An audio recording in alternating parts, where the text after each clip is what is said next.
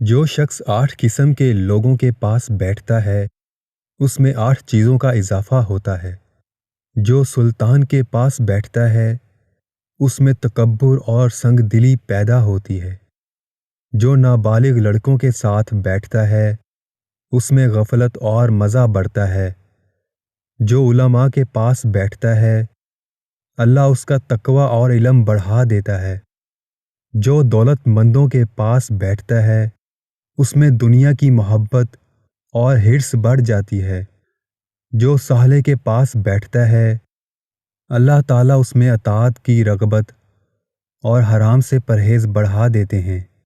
جو فقراء کے پاس بیٹھتا ہے اللہ تعالیٰ اس میں شکر اور اپنی تقسیم پر رضا مندی کا اضافہ فرماتے ہیں۔ جو عورتوں کے پاس بیٹھتا ہے اس میں جہالت، شہوت اور عورتوں کی عقل کی طرف میلان ہوتا ہے۔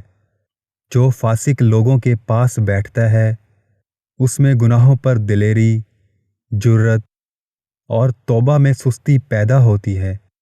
اللہ تعالی ہمیں عمل کی توفیق عطا فرمائے، آمین۔